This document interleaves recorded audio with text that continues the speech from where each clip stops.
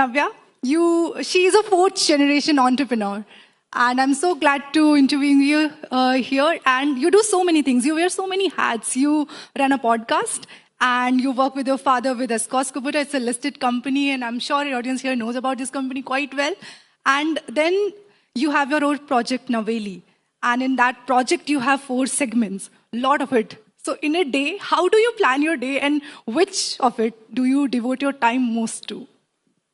Firstly, thank you so much for having me here. It's really an honor to be, on stage alongside so many people who I've admired and been following for so many years through my career. So thank you for having me. And that was a very loaded question, but I suppose to answer that, I think I manage my time probably like everyone else sitting here in the audience today. I think we all wear many hats and we juggle different things as part of our jobs and as part of our lives. So I think that's what I do too. My mom's sitting here actually, so she might be the one to answer that question better because she sees me navigate that on a daily basis. So but major part of time goes in a day to what? Which one? Like you said, I work with my father. We run an agri-machinery company called Escorts Kubota Limited, and that's where I spend majority of my time. I think the agriculture sector is always one that's really fascinated me. I think it's one of the largest we have in our economy today, one that has the most potential for growth. And I think being in the manufacturing industry in general is a very exciting place to be, especially looking at where India is today. So I think that for me is where most of my time goes. And I think looking at the future of farming is something that is really exciting to me as a young entrepreneur. I think for any investor sitting out here, I would really, promote that in a very positive way. I think there's so much we can do. And I believe you have built a tractor once. Assembled, Maybe you would like to share that story with audience here. Well, yeah. So, I mean, I've been working now for 3.5 years with my father, but I think one of the first things that I had to do as part of my induction process was learn how to assemble a tractor, which of course is not as easy as it looks, but I think technology aids that in many ways. So yeah, that was an exciting first week. Right. And now talking about your project, Naveli, you have 4 segments there. If you would like to talk about all 4 one by one.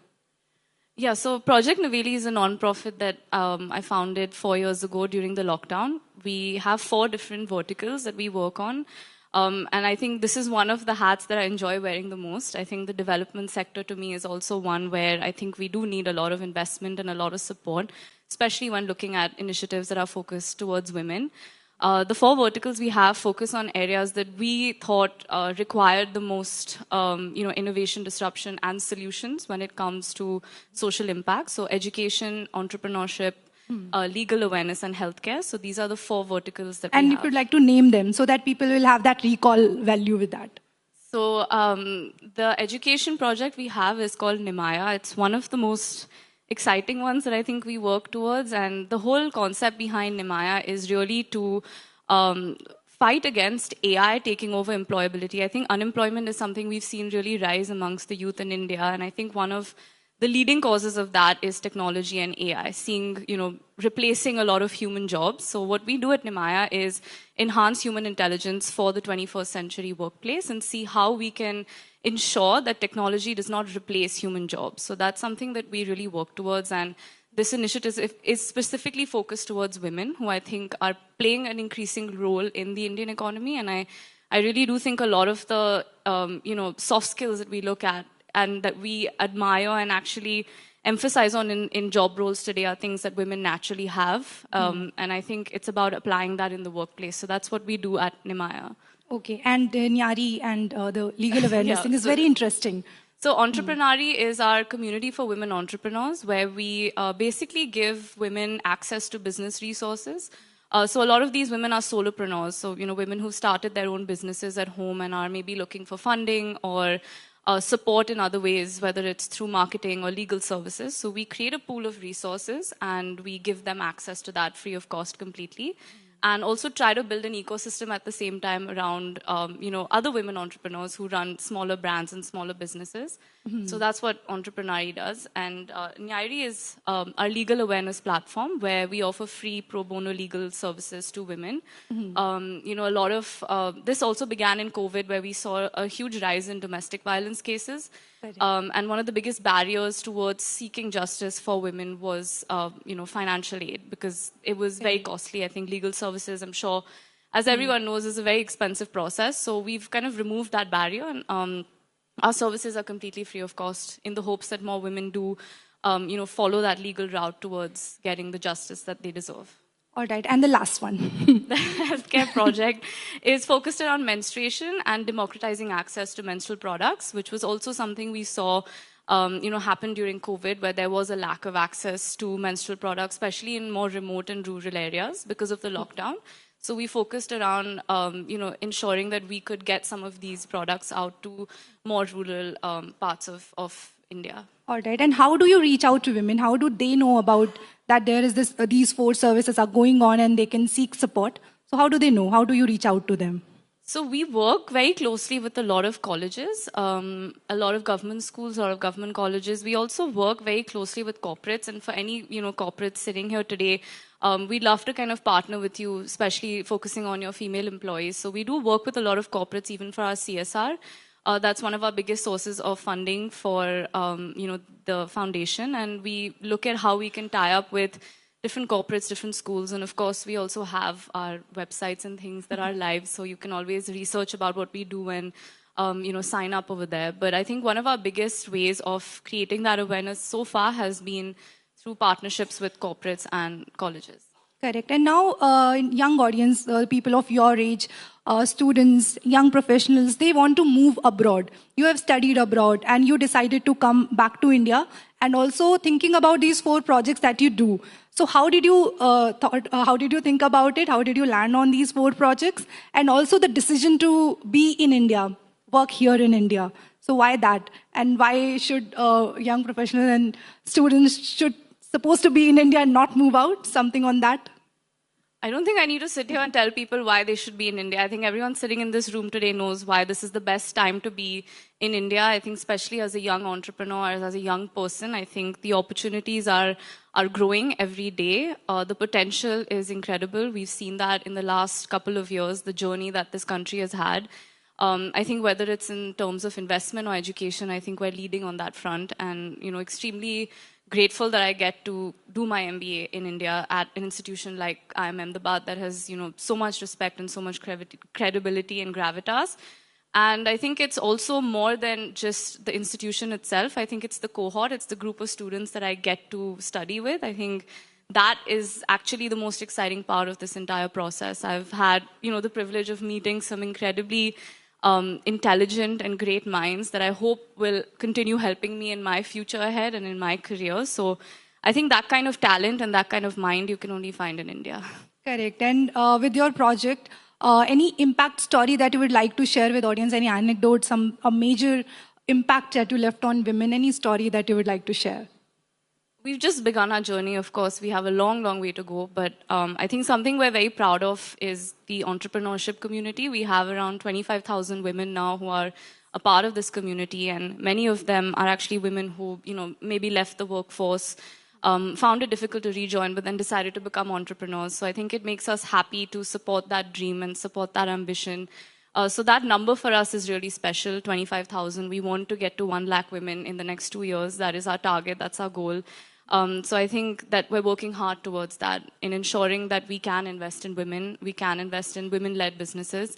So I think that's something that we have created as a goal and a target for ourselves in the next 2 years. That is amazing. And now maybe just to make it interactive, anyone from audience would like to ask something right now? So far, whatever we have discussed, any related questions? Yes, I see a hand there. So good afternoon, ma'am, and all the ladies and gentlemen present here. Today, I live in a nation where a cigarette that can kill you is sold openly.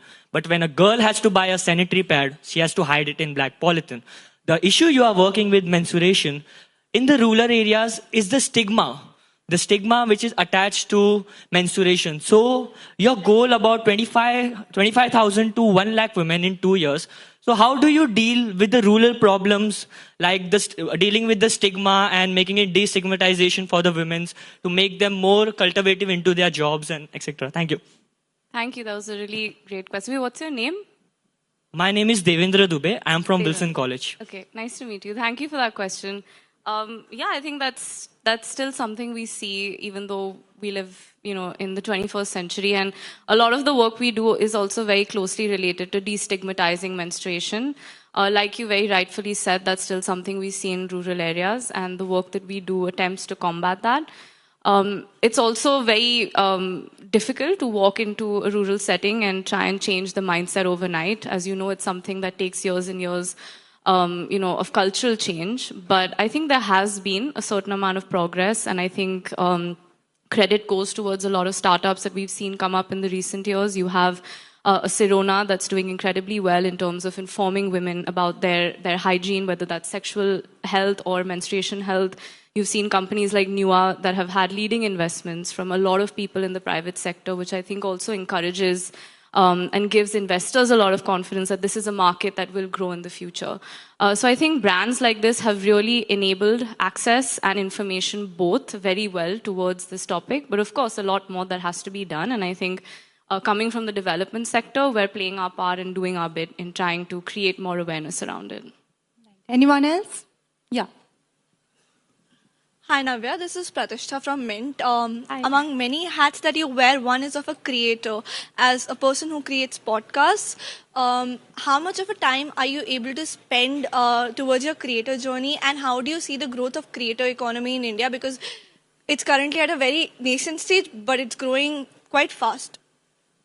Thanks for that. I think another good question. I think the podcast industry is really exciting to me. I think especially in India, we've seen the growth of a lot of big podcasts come out. I think some of my favorites have been the Rinveer Show and of course Nikhil Kamat's podcast, which I also was a guest on. I think that they're both doing incredible work. Alongside that, we've also seen the growth of a lot of smaller podcasts, homegrown podcasts from different people across different sectors, which is also really exciting. Our podcast was also kind of started in a similar way, and my mom's here today, who's one of the kind of, founding members of this podcast. I think it's a great way for us to kind of get our message out there. I think we like talking about things that are more women-centric, issues and conversations that at least we feel are relevant in today's context in society when it comes to women. And I think it's a privilege that we get to share that with people. I think, like you said, there is also great potential in the creator economy. I think that's something that, even our Prime Minister has focused on, is talking about the impact that the creator economy has in India. I think last year there were awards held towards, influencers and creators in India who are doing a great job. And I don't just mean creators who are focusing on entertainment. We've seen a lot of influencers, which is a new term that I've heard in the last year, where you have creators on Instagram talking about finance and investments and stocks.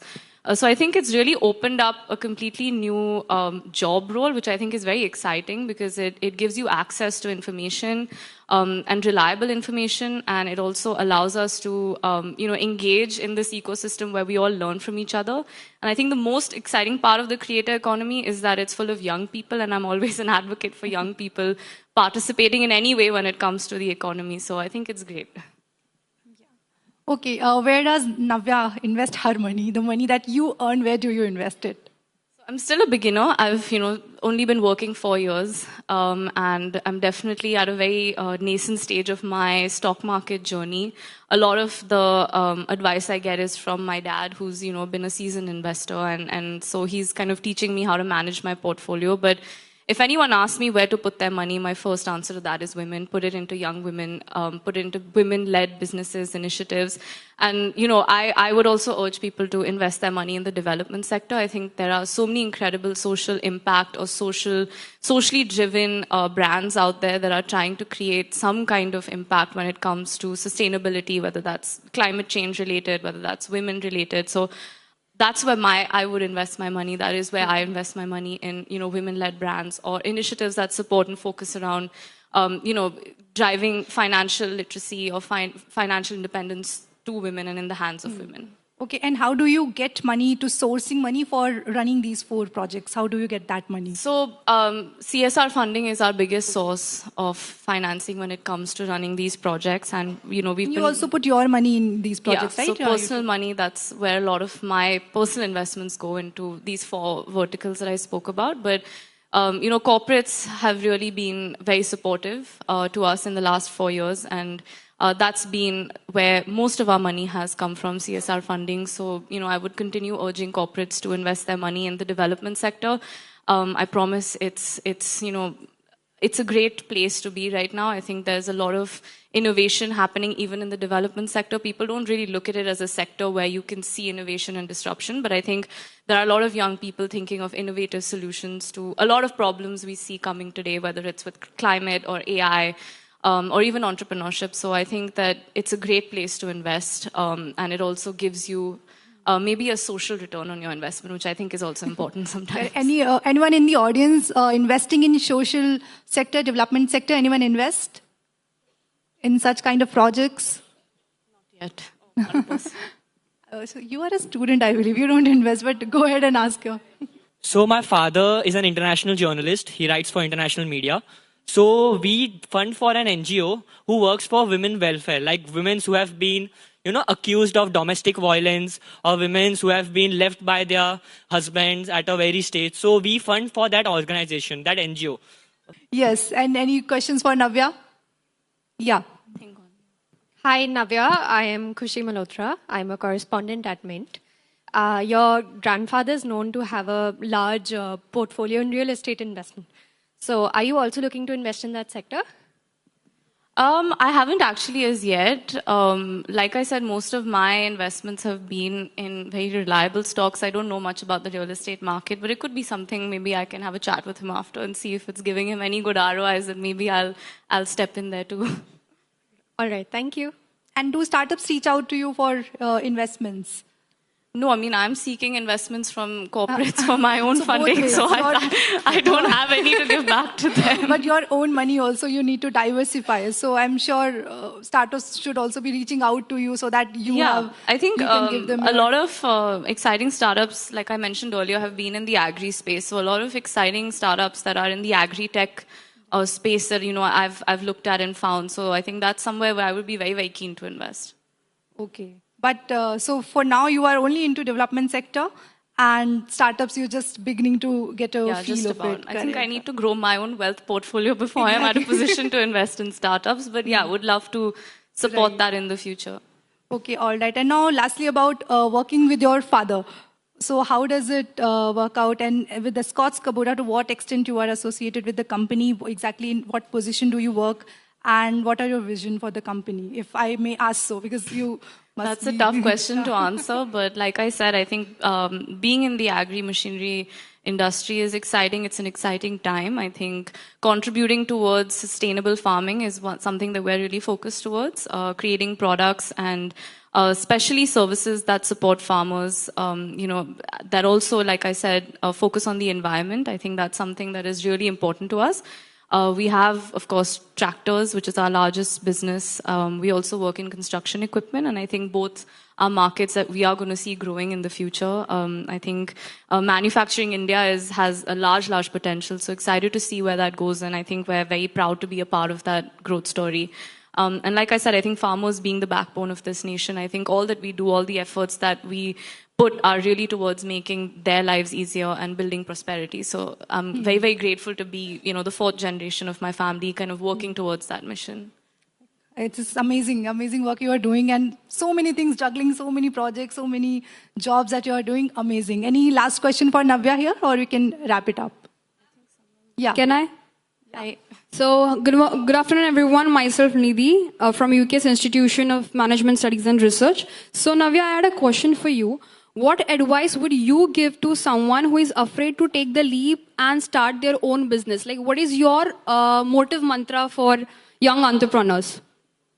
I don't know if I'm in a position to give advice. I'm still very young myself. And I think before I answer that question, I do have to say that when I started my own business at the age of 22, I think there are a lot of reasons and factors that allowed me to do that. And one, being the background that I come from, I did have that financial stability to do that. So I do know it's a very risky step to take for a young person today. And I had that support to be able to take it. So I don't know if advice, but I would definitely say that it's really the best time to be an entrepreneur in India today. I think not just our government, but also the private sector is really looking to support and grow young minds and young talents. So I do think it's a really great, positive environment for young entrepreneurs.